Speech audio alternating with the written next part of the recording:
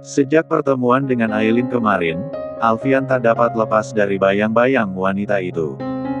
Selalu saja menghantui dan mengikutinya kemanapun. Sekeras apapun Alfian berusaha membuang Aileen dari pikirannya tetap tak bisa.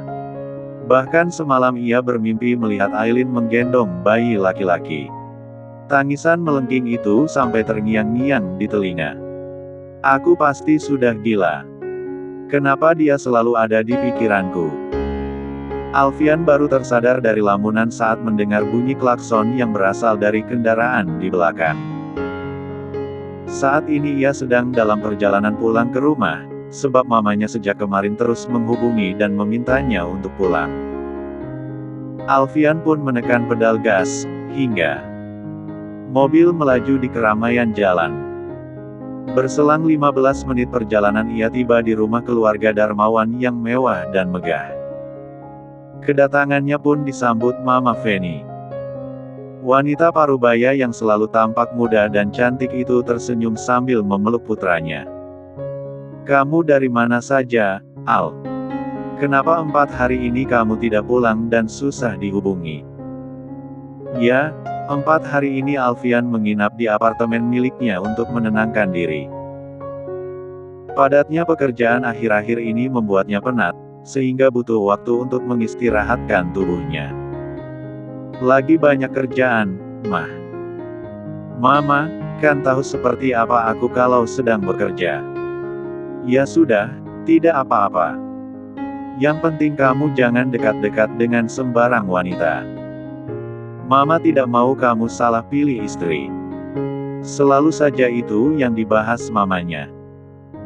Hampir setiap bertemu ia selalu memperingatkan Alfian agar hati-hati dalam memilih istri. Sudah beberapa kali pula Mama mencoba menjodohkan Alfian dengan anak teman sosialitanya. Namun, semua gadis-gadis cantik itu ditolak Alfian mentah-mentah. Mama Feni sampai khawatir jika anaknya itu seorang penyuka sesama jenis. Oh tidak. Memikirkan itu saja Mama Feni sudah ketakutan. Al, kapan sih kamu mau menikah? Mama sudah tidak sabar mau gendong cucu dari kamu. Mama Feni mengekor di belakang Alfian yang sedang menuju ruang tengah. Mah, sudah berapa kali aku bilang, untuk saat ini aku belum mau menikah. Tapi kamu sudah dewasa dan sudah matang untuk menikah. Kamu tunggu apa lagi sih, Nak? Belum ketemu calon yang pas, jawab Alfian datar. Bibir Mama Feni mengerucut.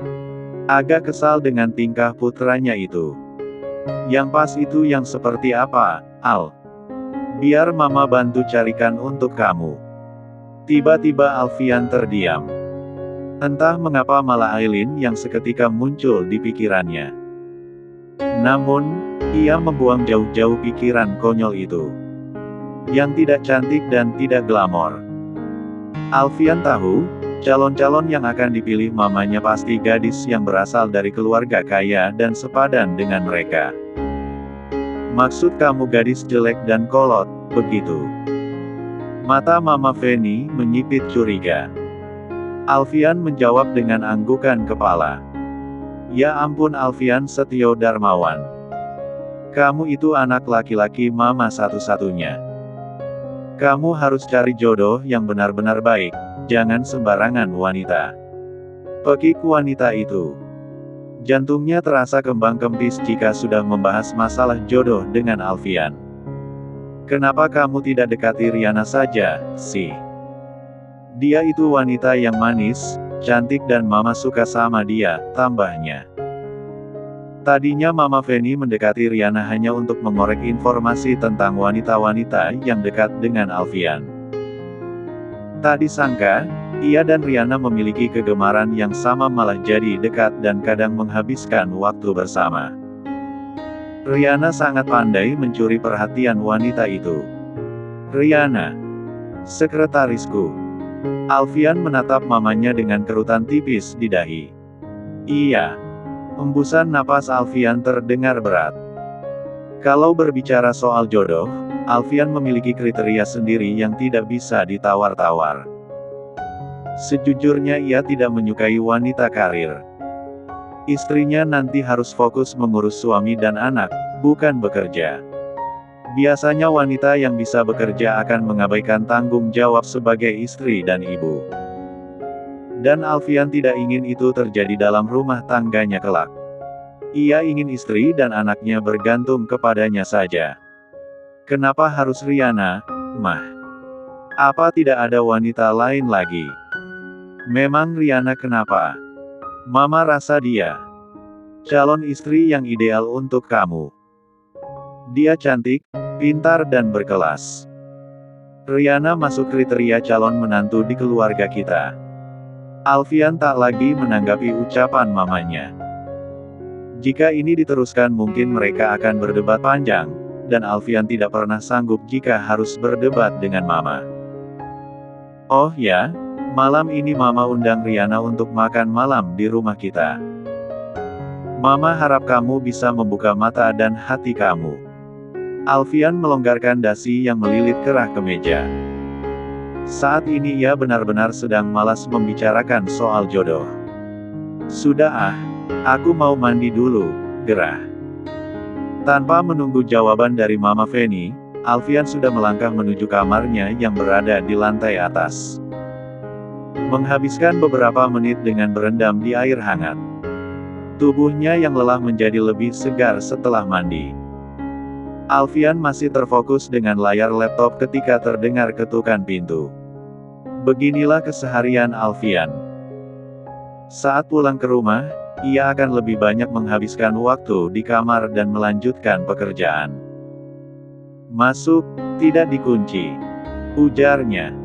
Pintu pun terbuka dan memunculkan seorang asisten rumah tangga. Alfian hanya melirik sekilas, lalu kembali terfokus dengan layar laptop. Permisi, Den. Makan malam sudah siap. Dan Alfian sudah ditunggu ibu di bawah. Sebentar lagi, Big. Bilang ke mama saya akan turun dalam 10 menit. Baik, Den. Saya permisi. Setelah kepergian Big Marni, Alfian mematikan laptop. Kemudian menuju ruang makan. Di sana sudah ada Riana dan Mama Feni. Keduanya tampak sedang mengobrol seru. Entah membicarakan apa. Tanpa kata Alfian bergabung di meja makan. Ia bahkan tak melirik Riana sedikitpun. Selamat malam, Alfian, ucap Riana seraya mengumbar senyum. Sejak beberapa bulan ini, Riana tak lagi memanggil Alfian dengan sebutan Tuan jika di luar kantor. Alfian sendiri tak mempermasalahkan. Lebih tepatnya tidak peduli. Alfian hanya menjawab dengan deheman. Membuat Mama Feni mencubit pinggang putranya itu. Kamu kok cuma jawab begitu? Yang benar, Alfian.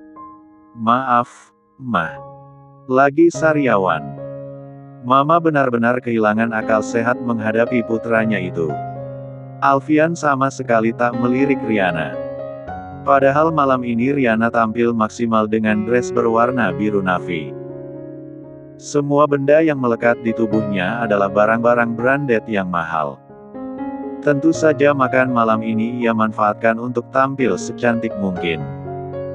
Kalau bisa ia harus membuat Alfian dan mamanya terpesona. Kamu cantik sekali malam ini, Riana, puji Mama Feni. Makasih, Tante, balasnya dengan senyum. Tante juga cantik dan anggun. Riana melirik menu yang tersedia di meja makan. Menu makan malam di rumah orang kaya memang sangat berbeda. Terkesan mahal dan lezat. Makan malam pun berlangsung dengan obrolan Mama Feni dan Riana. Sementara Alfian lebih banyak diam. Ia terkesan tidak peduli dengan obrolan dua wanita itu. Oh ya Riana, orang tua kamu di mana? Kenapa kamu tidak ajak makan malam bersama kita?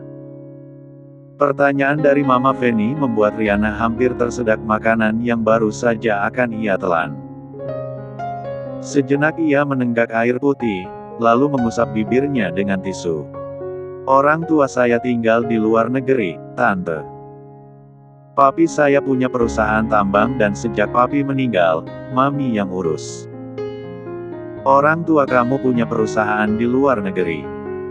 Mama Feni tampak terpukau. Riana mengangguk sembari mengulas senyum. Iya, Tante. Tapi kalau orang tua kamu punya perusahaan sendiri, kenapa kamu mau kerja jadi sekretaris di perusahaan Alfian? Kenapa tidak bantu mami kamu mengurus perusahaannya saja? Lagi, pertanyaan itu membuat Riana terdiam selama beberapa saat. Mama Feni memang tergolong ibu-ibu kepo. Ia akan menanyakan apapun untuk memuaskan keingintahuannya. Saya cuma mau cari pengalaman kerja, Tante. Wah, bagus sekali, sayang. Tante kagum sama kamu, loh. Mandiri dan tidak memanfaatkan fasilitas dari orang tua. Mama Feni melirik putranya. Tuh Al, Riana kurang apa coba? Sudah cantik, pintar, mandiri lagi. Alfian tak menanggapi ucapan mamanya. Membuat Riana mengerucutkan bibir. Kesal dengan sikap Alfian yang dinilainya sangat jual mahal. Untung ada Mama Feni yang sangat baik kepadanya dan selalu mendukung. Riana baru saja akan menyeruput secangkir teh hangat ketika hal tak terduga terjadi. Bola matanya membulat penuh saat menatap salah satu art yang sedang menghidangkan makanan penutup. Betapa tidak, sosok art itu ternyata adalah Bu Nana, ibunya. Selama ini Riana memang mengetahui bahwa ibunya bekerja sebagai seorang asisten rumah tangga di rumah orang kaya. Namun, ia sama sekali tak menyangka bahwa ternyata ibunya bekerja di rumah keluarga dermawan. Uhuk. Riana terbatuk-batuk akibat tersedak teh. Bu Nana juga baru menyadari keberadaan Riana di rumah itu pun sama terkejutnya. Kamu kenapa, Riana? Tanya Mama Feni. Tidak apa-apa, Tante. Sekilas Riana melirik Bu Nana. Jantungnya seperti hendak terlepas dari dadanya. Apalagi saat ini Bu Nana sesekali menatap ke arahnya. Riana benar-benar berharap ibunya tidak sembarangan bicara dan membongkar semua kebohongannya. Melalui gerakan mata, Riana memberi isyarat kepada sang ibu, yang bisa langsung ditangkap wanita itu. Oh ya, Riana, kasih tahu Tante kalau mami kamu pulang ke Indonesia, ya. Tante pengen kenal sama mami kamu supaya kita bisa lebih dekat lagi, pinta Mama Feni. Iya, Tante, balas Riana tiba-tiba sungkan. Selepas makan malam, mereka menghabiskan waktu di ruang keluarga. Riana diam-diam beranjak menuju dapur sambil celingukan mencari ibunya. Kebetulan Mama Feni dan Alfian sedang mengobrol serius tentang masalah perusahaan. Begitu tiba di dapur, terlihat Bu Nana sedang membersihkan peralatan makan. Riana menarik tangan ibunya itu menuju sudut ruangan.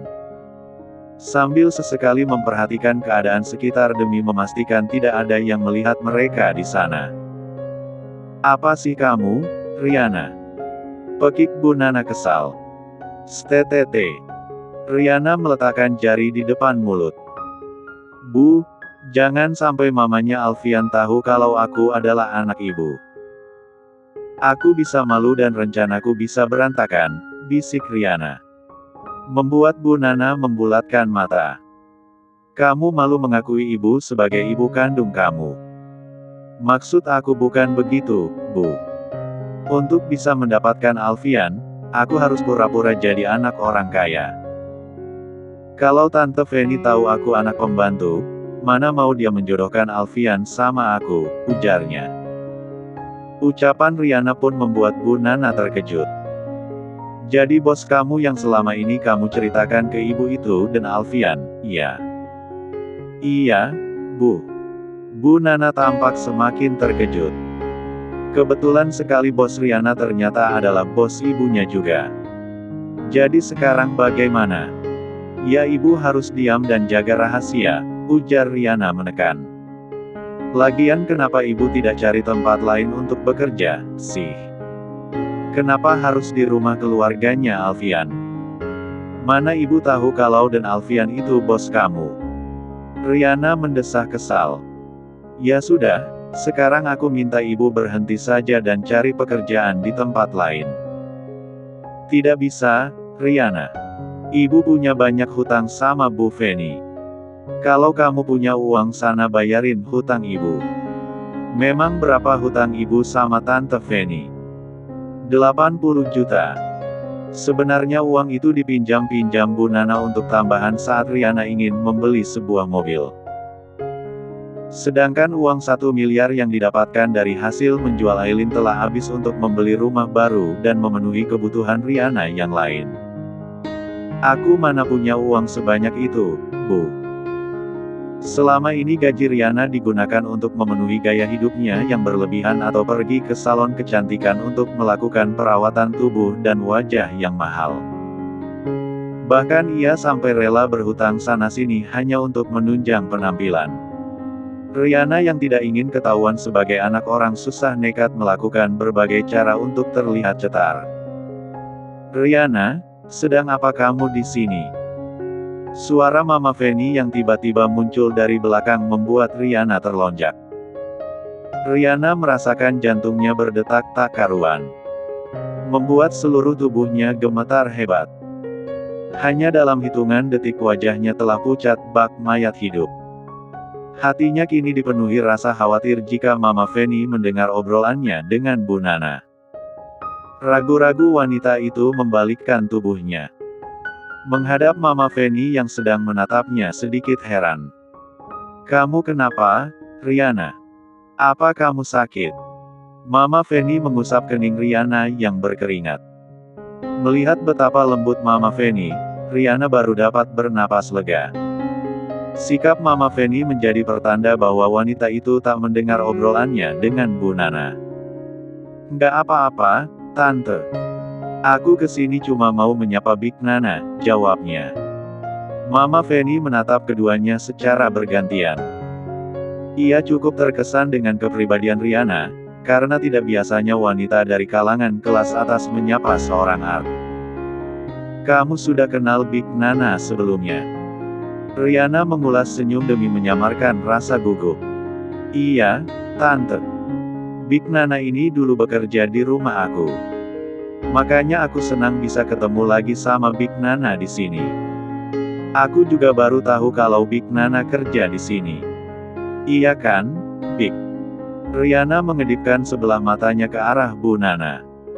Iya, Non, jawab Bu Nana, sebisa mungkin bersikap biasa. Meskipun jantungnya masih jedak-jeduk. Jika sampai sandiwara mereka ketahuan, entah apa yang akan terjadi. Wah, Tante semakin kagum sama kamu, Riana. Tidak banyak orang seperti kamu yang sopan dan mau ingat sama asisten rumah tangga. Keputusan Tante untuk menjodohkan kamu dengan Alfian memang tidak salah. Kamu tidak hanya lembut tapi juga baik. Makasih, Tante. Perasaan gundah yang sempat menguasai hati Riana seketika lenyap. Kini ia merasa tengah berada di atas awan.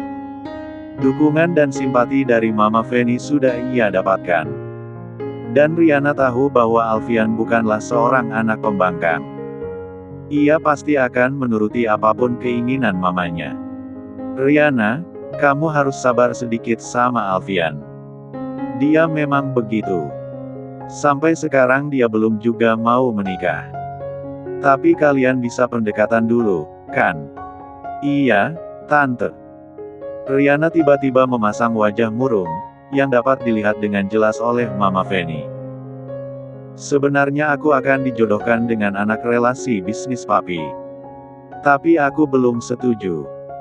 Kata Mami, kalau aku tidak dapat calon suami dalam waktu dekat, perjodohannya akan dilanjutkan, Tante. Riana pikir dengan karangan bebasnya ini, Mama Feni pasti akan semakin mendesak Alfian untuk meresmikan hubungan mereka. Entah berpacaran lebih dulu atau bertunangan sekalian. Ya ampun, jadi bagaimana? Aku juga bingung, Tante. Mami minta aku cari jodoh secepatnya. Kalau tidak, nanti dijodohkan dengan laki-laki pilihan Mami. Raut wajah Mama Feni sudah berubah khawatir. Kayaknya tante harus bicara lagi sama Alfian. Kamu sabar sebentar ya, Riana. Riana mengangguk penuh semangat. Sedangkan Bu Nana yang masih mendengarkan pembicaraan itu menyembunyikan seringai. Ah, putrinya itu memang pantas mendapatkan piala Oscar untuk kategori halusinasi terbaik.